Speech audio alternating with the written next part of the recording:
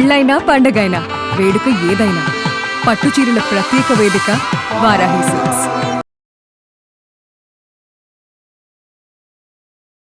నమస్తే రమ్మగారు. నమస్తే జయ. రమ్మగారు, ప్రతిరోజు పూజ చేసుకునే వాళ్ళం ఉంటాం అనునిత్యం. అయితే ఆ పూల విషయానికి వచ్చేసరికి చాలా మంది ఇప్పుడు మన ఇంట్లో పూలు ఉంటాయి, ఉండకపోతాయి, కొనుక్కుంటారు, కొనుక్కోలేకపోతారు. పక్క దొడ్లు అక్కడ ఇక్కడ ఎక్కడ కనిపిస్తే అక్కడ తీసుకొచ్చేసి మన దేవుడికి ఆ పూలతో పూజ చేస్తారండి. ఇది అసలు ఎంతవరకు కరెక్ట్? ఎందుకు కరెక్ట్ కాదు? పువ్వులు ఉన్నది పూజ చేయడానికే. అంతేనా? అది మన దొడ్లోది కదా, వాళ్ళ ఉద్దేశం అంటారా? అది కాదు జయ. ఇవి ఒక శాస్త్రం చెప్తారు. పువ్వులు సొంత పెరట్లోంచి కోసి చేస్తే ఉత్తమ పూజ. ఓకే. తర్వాత పక్క ఎవరి దొడ్లోంచైనా కోసుకొచ్చి చేస్తే మధ్యమ పూజ, కొనుక్కొస్తే అధమ పూజ. ఇప్పుడు కొనుక్కు రాకుండా ఎవరి దొడ్లలో పువ్వులు అంటే ఈ పాయింట్ ఎక్కడి నుంచి పుట్టించారో నాకు అసలు ఎప్పుడూ అర్థం కాదు. మనం ఎవరి దొడ్లో నుంచి, ఇప్పుడు మీ దొడ్లో పువ్వులు ఉన్నాయి, నేను నిన్ను అడిగి కోసుకుంటే ఏ తప్పు లేదు, అడగకుండా కోసుకుంటే పూజ మంచిది కాదు. వాళ్ళు తిట్టుకుంటారు కదా. అవును అవును, మా పూలని కోసుకుంటారు దొంగ మొహాలు ఎవరో అని. ఇప్పుడు ఈ పాయింట్ ఇద్దరు ముగ్గురు గురువు గారు చెప్పగా విన్నాం, చాలా పుస్తకాల్లో కూడా కనపడుతుంది. ఇప్పుడు అపార్ట్మెంట్లో ఉన్నాం, మన జీవితాలు ఎలా ఉన్నాయి జయ? అవును. అపార్ట్మెంటు, అక్కడ కుండీ పెట్టుకునేందుకు కూడా వెసులుబాటు లేదు. చిన్న పీత బొక్క లాంటి ఒక బాల్కనీ ఉంది, అందులో నువ్వు బట్టలు ఉతకాలి, అందులోనే గిన్నెలు తావాలి, అందులోనే ఓ తులసి చెట్టు సూక్ష్మంలో మోక్షం భరిస్తావు. పూజకు సరిపడా కనీసం ఏ తెల్ల పూలో ఎర్ర పూలో పూయాలంటే ఆ మాత్రం చెట్టు ఉండాలా? మందార పూలు 2 కావాలంటే మందార మహావృక్షం, దాన్ని పెంచాలా? ఎక్కడి నుంచి కోస్తాం పువ్వులు? ఒక బాల్కనీ కొంచెం బాగుంటుంది, అన్ని సీజన్లలోనూ పువ్వులు పూయవు. అవును, ఏమిటి చేయాలి చెప్పు? కొనుక్కోవటం కాదా రమ్మగారు? కొనుక్కోవటం అధమ పూజ అని చెప్పారు గురుగారు. మన శక్తితోటి మనం కొనుక్కునే కదే కదా. నేను నా ఓటు కొనుక్కునే పువ్వులకే చేయ. నేను కూడా కొనుక్కోగలిగితే కాసిన పువ్వులు కొనుక్కుంటాం, కొనుక్కుని పూజ చేసుకుంటాం. మొక్కలు పెంచుకోవాలనే ఉద్దేశం అంటే ఆ రోజులకి అనుగుణంగా చెప్పారేమో రమ్మగారు. ఏమో మరి, అంతే. మొక్క పూజకి అని ఒక మొక్కని శ్రద్ధగా నువ్వు పెంచాలి, ఆ పువ్వులు పూయించాలి, ఆ చెట్టు జీవితాన్ని సార్థకం చేయాలి నువ్వు. అప్పుడు ఆ పుణ్యం నీకు వస్తుంది. పాయింట్ అర్థమైందా? పూజ చేయటమే కాకుండా ఒక చెట్టుగా పుట్టినందుకు, దానికి పువ్వు వచ్చినందుకు, దాని జీవితాన్ని సార్థకం చేయటం ఎప్పుడు? భగవంతుడి పాదాల చెంత చేరినప్పుడే దాని జీవితం సార్థకం అవుతుంది, ఆ పుణ్యం నీకు యాడ్ అవుతుంది. అంతే. Catch my point? అది కాబట్టి నువ్వు చెట్లను పెట్టుకోవాలి. పెట్టుకోలేని పరిస్థితి ఉన్న వాళ్ళ పని ఈ మీ పూజ వేస్ట్ అంటే వాళ్ళు ఏమైపోవాలి? అందుకని ఇప్పుడు కాదు రమ్మగారు, నేను కూడా కొనొద్దు అని చెప్తే పక్కన వాళ్ళ దొడ్ల మీద పడిపోవటమే కదా. కొనద్దు అంటే కుదరదు, పక్క వాళ్ళ తోటల మీద పడిపోకూడదు. మనం వాకింగ్కి వెళ్తామా, అలా పువ్వులు కనపడుతుంటాయి. చాలా మంది వాకింగ్ లో పువ్వులు కోసుకొచ్చుకునే వాళ్ళు ఉంటారు, కొల్లలు కోసుకొచ్చుకుంటారు. నేనైతే నేల మీద రాలిన పారిజాతాలు చూస్తే నాకు ప్రాణం వెంపర్లాడిపోతాయి. అయ్యో పారిజాతాలన్నీ పోతున్నాయే అనిపిస్తుంది. ఎవరికైనా అనిపిస్తుంది. ఇప్పుడు అసలు వాకింగే లేదనుకో, బొత్తిగా సంవత్సరం 2-3 ఏళ్ళు అయిపోయింది వాకింగ్ లేదు, ఏం లేదు, మార్నింగ్ వాక్ అస్సలు లేదు. ఈ పని చేస్తాం. ఇది తప్పు అంటే తప్పేం కాదు. ఇది తప్ప అంటే మరీ అంత పెద్ద తప్పేం కాదు. మనం ఏ పువ్వులతోటైనా పూజ చేసుకోవచ్చు. మీరే ఒక మొక్క పెంచి ఇలా చెయ్యండి, ఇది చాలా అత్యద్భుతమైన విషయం. మిగిలింది పనికి మాలిందని మాత్రం అనకూడదు సుమి. కానీ అడిగి కోసుకోవాలి కదా. అడిగి కోసుకోవాలి. అడుగు, పక్కింట్లో అడిగితే వాళ్ళు కోసుకొని ఇస్తారు. ఒక రోజు సరేలే ఏదో ముద్దుగా ఓకే అంటారు, రోజు కోసుకొని ఇస్తారా? అదే మీరు ఇంతకీ ఇది ఏం తేల్చట్లేదు విషయం. తేల్చాను, మొక్కలు పెట్టి పూలు పూయించి వేయించండి, చేసుకోండి పూజ. లేదండి, అవకాశం కొనుక్కోండి. అమ్మయ్య, ఓకే, కొనుక్కోండి. కొనుక్కున్న పువ్వులతో పూజ చేయండి. ఈ పూజ చేసిన తర్వాత ఏం చేస్తారు అనేది ఒక క్వశ్చన్. అవునండి, అంతేనా?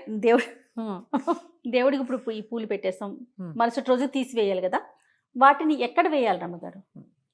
నిర్మాల్యం అంటారు. భగవన్ నిర్మాల్యము. పాదాలు అంటకూడదు, ఎవరూ తొక్కకూడదు. అందుకని ఏం చేయాలి మనం? ఇన్నేసి పువ్వులతో పూజ కాకుండా చక్కగా తేలిగ్గా, ఇప్పుడు మనం ఈ చామంతులు తర్వాత గులాబీలు కొంటామా, వాటి దుంపలు పిలకయ్యావి, అసలు వాడవు, పువ్వు కదలవు. ఎలా ఉన్న పువ్వు అలాగే ఉంటుంది 10 రోజులైనా వచ్చేస్తున్నాయి కదా. అవి ఏ మట్టిలో వేసినా కరగవు, కదలవు, కాగిత పువ్వుల్లాగా సంవత్సరమైనా కుళ్ళవు. తక్కువ పూలతో పూజ చేయండి అమ్మ చక్కగా. అందుకని దొడ్లో పెట్టుకోమని చెప్పింది. ఎందుకంటే దొడ్లలో ఏం మొక్క పూస్తాయి మనకి? గరుడు వర్ధనాలు, నందివర్ధనాలు, తర్వాత ఏమో ఏమంటారు వీటిని, గన్నేరు పూలు. తేలికగా పల్చటి పువ్వు, మందారాలు కూడా మర్నాడు పొద్దుటికి మెత్తగా అయిపోతాయి, రెండో రోజుకి పువ్వు అవును. మట్టిలో కలుపుకోవడానికి సిద్ధంగా ఉంటుంది. అవునండి. అలాంటి పువ్వులతో పూజ అయితే మనకు సులువు.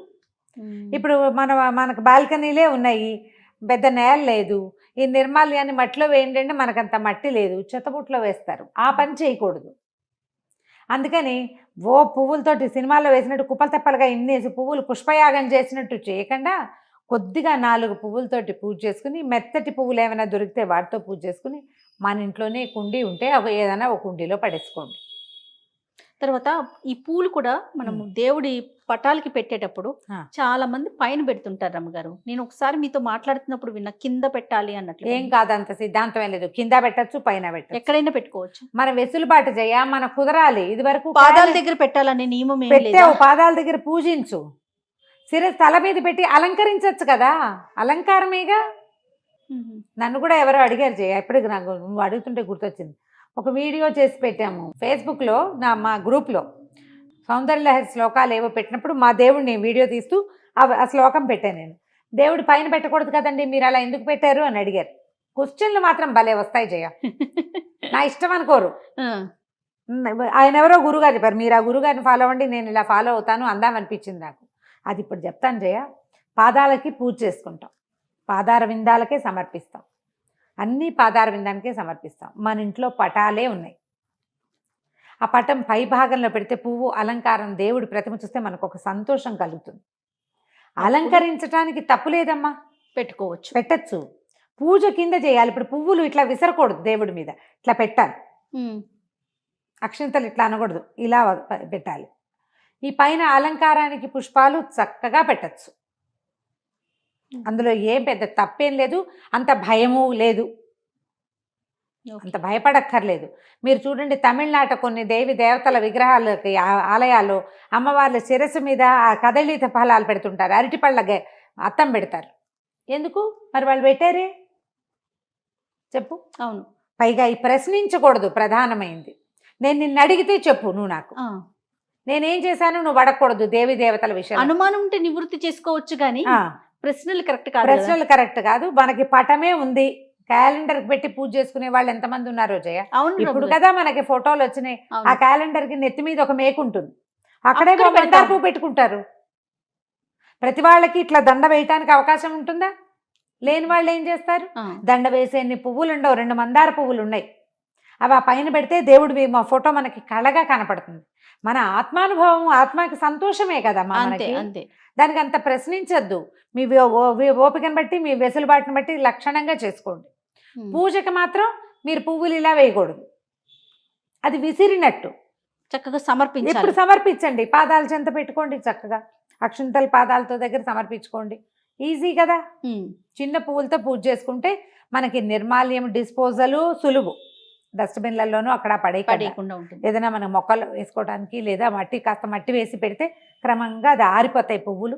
నిదానంగా మన మొక్కలకి ఎరువు అవుతుంది, మంచిదే, అంత ఇబ్బంది ఏం లేదు. ఎక్కువ ఇన్ని పువ్వులతో పూజ చేస్తాం, ఈ పువ్వులన్నీ డిస్పోజ్ చేయలేకపోతాం కదా, ఇబ్బంది అయిపోతుంటుంది. ఇవాళ రేపు మనకి ఏంటంటే మొక్కల్లో ఎరువుగా వాడుకోవటం తెలిసింది. అవునవును, ఆ పని చేయండి, కంపోస్ట్ గా పెట్టుకోవచ్చు. దాన్ని పక్కన పెడితే మెల్లిగా ఆ పువ్వులు నిదానంగా ఎవరు తొక్కకుండా కుండీల్లోకే వెళ్తాయి నిదానంగా, పర్వాలా కొంత మటుకు. ఇంకా రమ్మగారు, పలానా దేవుడికి ఈ పువ్వు పెట్టాలి అలాంటి నియమం ఏమైనా ఉంది? ఇప్పుడు అమ్మవార్లకి ఈ కలరు, ఈ రంగులో ఉన్న పుష్పాలను సమర్పించాలి, అలాంటి నియమాలు ఉన్నాయి కదండి? కొన్ని అవి ఇప్పుడు మనకు దొరకటాన్ని బట్టి కదా, దొరికే దాన్ని బట్టి. ఇప్పుడు తులసి దళాలు విష్ణువుకి, మారేడు దళాలు శివుడికి, అమ్మవారికి సువాసన వచ్చే ఏ పువ్వులనైనా చామంతి పువ్వులతో సహా చక్కగా సమర్పించుకోవచ్చు. కనకాంబరాలు అవి వాసన రావు కాబట్టి వాటితో పూజించరు. కనకాంబరాలు, చంద్రకాంతాలు అవి ఏంటంటే చంద్రకాంతాలు సాయంకాలం పూట కాసేపే ఉంటాయి. జాజులు, మల్లెలు, మొల్లలు వాటన్నిటితోటి మనం పూజ చేసుకుంటాం. వాటికి అంత అభ్యంతరం ఏం లేదమ్మా. ఈ సీజన్లో మనకి గులాబీలు, చామంతులు మాత్రమే వస్తాయి, వాటితోటి పూజ చేసుకుంటాం. మనకి కాస్త ఈ గరుడ వర్ధనం, నంది వర్ధనం లాంటివి కనుక చిన్న మొక్కలైనా కుండీల్లో పెట్టుకోగలిగితే తెల్ల పువ్వులు వస్తాయి. 2-3 తెల్లటి పువ్వులు, సుబ్రహ్మణ్య స్వామికి తెల్లని పువ్వులు, వినాయకుడికి మందారాలు కానీ గన్నేరు పువ్వులు కానీ సమర్పించవచ్చు.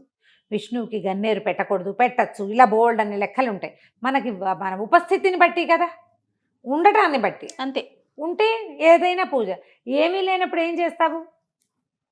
చెప్పు. ఉన్నదాంతోనే సరిపెట్టుకోవాలి. సరిపెట్టుకోవాలి కదా. ఆయన పేరేంటి, మన ఆదిశంకరాచార్యుల వారు ఒక మనకి శివానంద లహరిలో ఒక శ్లోకం చెప్తారు. పువ్వుల కోసం జడమతి పిచ్చివాడు సముద్రాల వెంట కొండల వెంట అక్కడికి ఇక్కడికి చెరువుల కోసం పరిగెడతాడు. కొండలెక్కి పువ్వులు కోసుకొస్తారు, చెట్ల కోసం వెళ్తారు, చెరువుల్లో ఉన్న కమలాలు తెస్తారు. ఎందుకు? నీ హృదయ కమలాన్ని అర్పించద్దు భగవంతుడికి? నా మనసుని అర్పిస్తాను నేను, అంత ప్రయత్నం చేయలేను నేను. నిత్యము అనుక్షణము నా మనసు అనే కమలాన్ని నీకు సమర్పిస్తాను ప్రభు, నన్ను మన్నించు, నన్ను క్షమించు, నన్ను ఆదరించు అని. ప్రశ్నలు వచ్చినాయి అనుకో జయ, ఒక దాని అది పనికిరాదు అని అనిపిస్తే అది పెడుతుంటే మనకు శంకగా ఉంటుంది. అవునవును, తప్పు చేస్తున్న భావన ఉంటుంది. అవును రమ్మగారు. మనం ఉపస్థితి దొరకటాన్ని బట్టి విష్ణువుకి పనికిరావు అవే పువ్వులు ఉన్నాయి. ఏం చేస్తాం? ఏం చేస్తావు? ఓ దండం పెట్టి ఊరుకుంటావు కదా. అవును. అప్పుడు ఆ పువ్వే పెట్టు, ఆ పువ్వు జీవితం కూడా సార్థకం అవుతుంది. ఎప్పుడూ కూడా నేను పదే పదే చెప్తా, చాదస్తాలను ప్రోత్సహించే ఉద్దేశమే లేదు మనకి. నీకు ఉపస్థితి, నీకు ఉండటాన్ని బట్టి, నీ అవకాశాన్ని బట్టి నీ మనసుని సరి చేసుకో, అంతే.